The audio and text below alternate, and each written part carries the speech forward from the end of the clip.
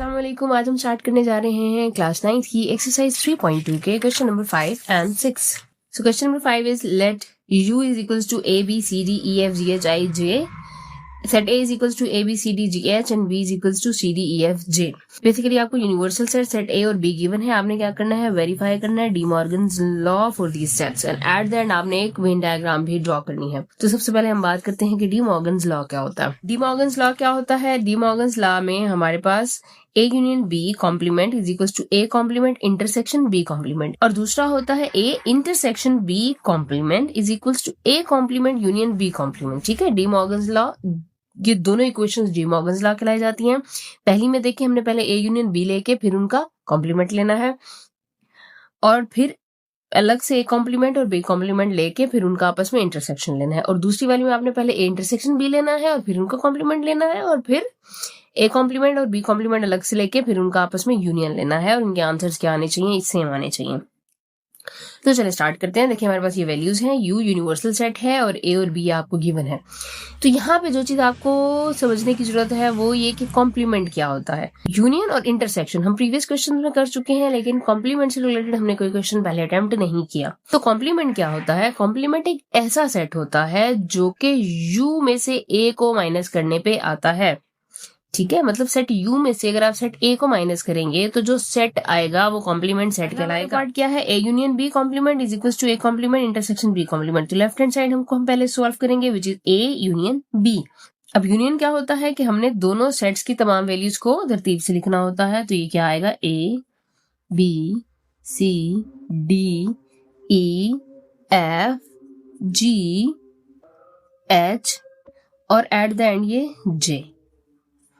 ठीक है, ये क्या आ गया, A यूनियन B। अब आपने क्या करना है, A यूनियन B का कॉम्प्लीमेंट लेना है, और A यूनियन B का कॉम्प्लीमेंट क्या होगा कि आपने अब U minus A union B करना है। मतलब आपने जिस सेट का कॉम्प्लीमेंट लेना होता है उस सेट को आपने यूनिवर्सल सेट में से माइनस करना होता है।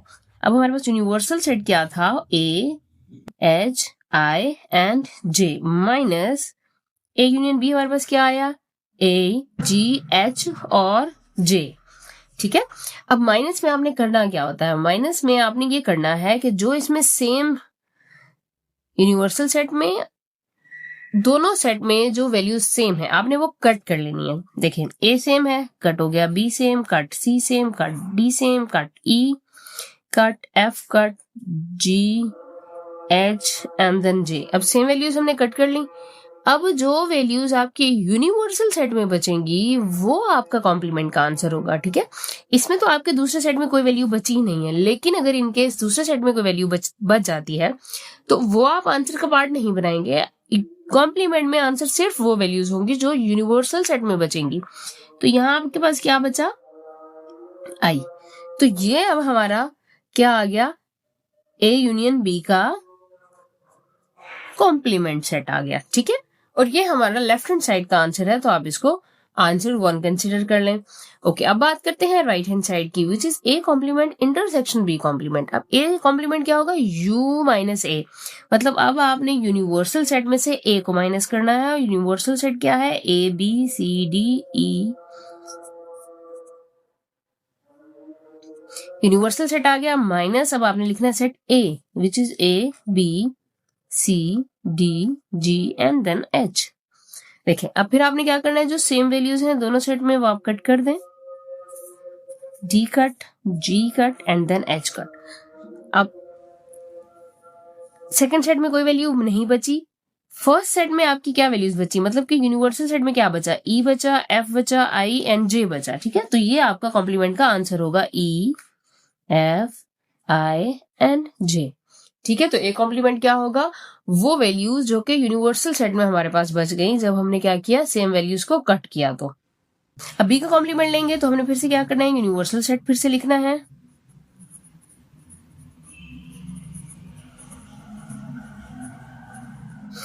माइनस सेट B लिखना है,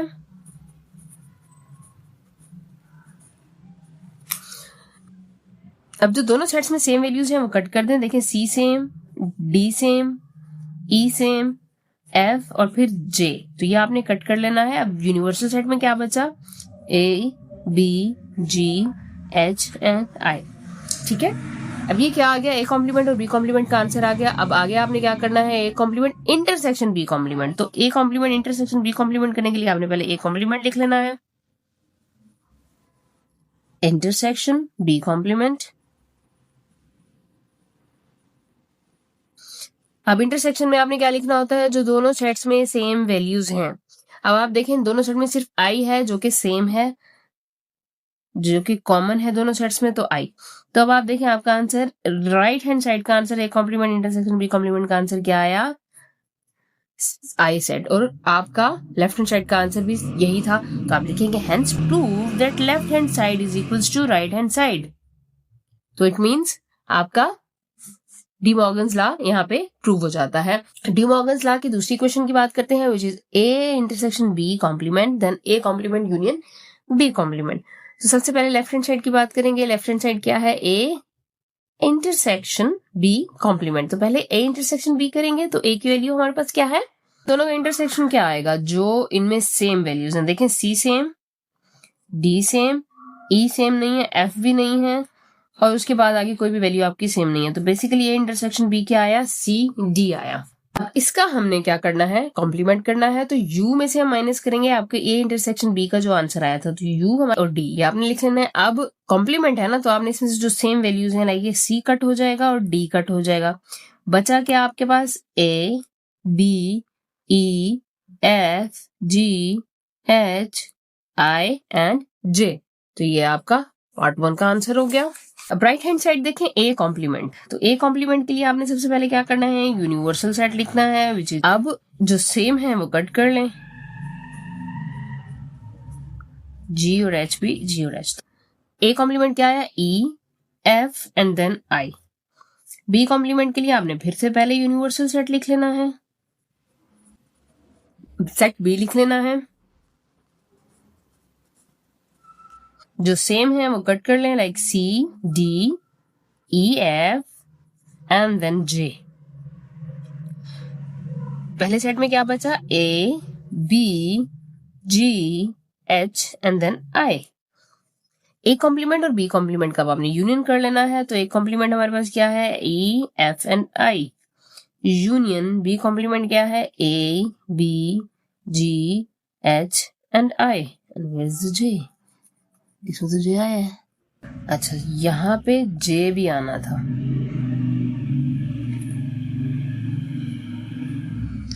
अब इन दोनों हम यूनियन लेंगे, तो यहाँ जे है, सॉरी मैं लिखना भूल गई थी, लेकिन है। तो आपके पास A B E F G H I and then J. ये अब आपका क्या आ गया, A intersection union B intersection, ये आपका पार्ट 2। अब आप देखें तो ये आंसर्स बिल्कुल सेम है, A B E F G H I J, A B E F G H I J. A complement में यहाँ जे भी आना चाहिए था, या जे रिमेनिंग था, बट मैं लिखना भूल गई हूँ। ओके, तो अब हम दोबारा से कहेंगे, hence prove that left hand side is equals to right hand sides. तो हमारे यहाँ पे डी मॉर्गन्स लॉ प्रूव हो जाता है। अब हमने ड्रॉ करनी है इसकी Venn diagram. Venn diagram draw करने के लिए आपको एक तो ये पता होना चाहिए आपका सेट ए और सेट बी में सेम क्या है। तो ए कॉम्प्लीमेंट बी हमने ऊपर मालूम किया था, तो हमारा कॉमन क्या है, सी और डी। इट मीन्स अब जो हमने दो सर्कल्स ड्रॉ करने हैं वो ओवरलैप करेंगे, और उसमें कॉमन एलिमेंट जो बीच में जगह आएगी जहां पे दोनों सर्कल्स ओवरलैप करेंगे वहां हमने सी और डी लिखना है। और बाकी रिमेनिंग वैल्यूज हमने ए की वैल्यू ए वाले सर्कल में लिखेंगे, बी की वैल्यू बी वाले सर्कल में लिखेंगे। उसके बाद जो वैल्यूज बच जाती हैं जो कि यूनिवर्सल सेट की वैल्यूज हैं वो हम यूनिवर्सल सेट में लिखेंगे। तो चलें ड्रॉ करते हैं। तो हमने सबसे पहले क्या करना है, दो सर्कल ड्रॉ कर लेने हैं।